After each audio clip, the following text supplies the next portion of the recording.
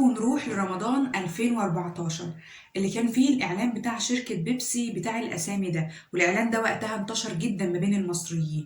حد عارف ليه الفكرة دي حققت كل النجاح ده؟ أنا أقول لكم ليه. في احتياج عام عند البشر كلهم اسمه الحاجة للشوفان، need to be recognized.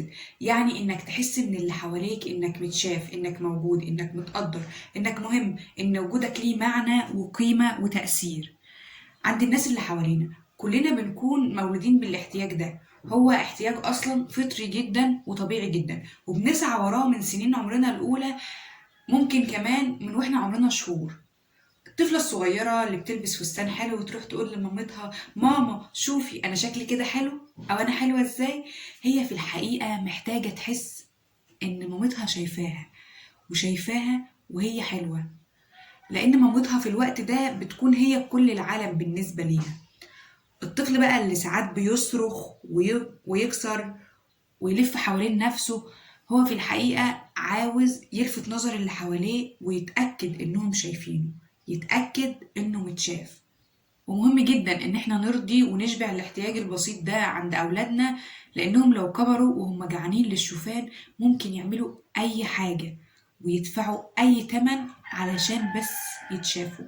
من أول الشخص النرجسي اللي عاوز يكون محور الكون ومحط أنظار الجميع، مرورا بالشخصية الهستيرية المهووسة باللبس الملون والمكياج المبالغ فيه والضحكة اللي بتسمع آخر الدنيا، انتهاء بالشخص المتوهم بالمرض اللي بيحس كل لحظة إنه مريض ومحتاج يكشف ويطمن على صحته ويعمل تحاليل ويعمل أشعات بدون أي مبرر ولا أي سبب، فقط عشان يتشاف، عشان يحس إنه موجود وإنه حتى في بؤرة الاهتمام. في ناس بتقتل عشان تتشاف، وفي ناس بتهاجر علشان تتشاف، وناس بتبيع نفسها علشان تتشاف. طب ليه أصلا إعلان شركة بيبسي نجح في مصر بالصورة الكبيرة دي؟ عشان في مصر طول السنين والعقود اللي فاتت صعب قوي إنك تكون متشاف، صعب قوي تتقدر على اللي بتعمله. اللي بيذاكر وبيجتهد وبياخد شهادة كبيرة وبيكتشف في الآخر إن هي ملهاش أي قيمة، اللي بيحاول يقدم فكرة جديدة أو حتى يعمل بحث علمي، بتلاقي المجلات والدورات الأجنبية هي اللي جاية بتتهافت عليه علشان تنشره، فبيلاقي نفسه غرقان في قياسات الجهل الرقي اللي احنا عايشين فيها، في العادات القاتلة. واللي بيشتغل شغلانة واحدة بيضطر ان هو يشتغل شغلانتين، وفي الاخر بيكون ما عندوش حتى وقت لنفسه. عشان الناس عندنا في مفرمة بتحاول تفرض اي حد بيحاول يلبي احتياجه الطبيعي الفطري في انه يتشاف قوي. احتياج فطري طبيعي جدا، عشان معظم ناسنا ومعظم اللي عايشين اصلا تحت ارض الجهل والفقر والمرض. عشان كده حلم اي شاب صغير انه يهاجر بره وانه يعيش حياة حلوة يحس فيها انه بس موجود ومؤثر ومتشاف. عشان كده برضو النقص الشديد في تلبية الاحتياج ده بيخلي ناس كتيرة جدا حاسة بأهمية زايفة كبيرة مبالغ فيها بدون أي مبرر وبدون أي سبب وبدون أي تفسير. في أحد تمارين السايكو دراما عملوا تمرين اسمه الأسامي. التدريب ده أو التمرين ده فكرته إن كل واحد بيقول اسمه وباقي المجموعة بتردد ورا الاسم بصوت عالي.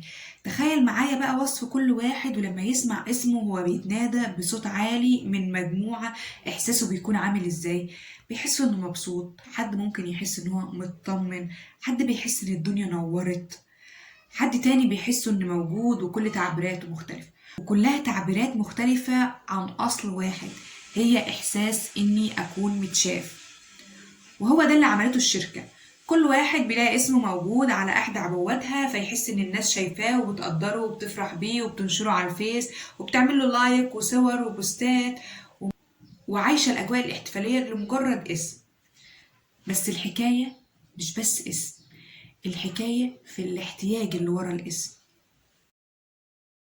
وفي آخر الفيديو بتاعنا النهاردة نرجع بقى ونقول: حس الطرف الآخر سواء كان أولاد أو أزواج أو أصدقاء أو غيرهم في علاقتك بيه إنك شايفه، إنه موجود، إن وجوده ليه قيمة وتأثير، وإن وجوده مبهج وجميل ومهم، عشان البديل بيكون تمنه غالي قوي.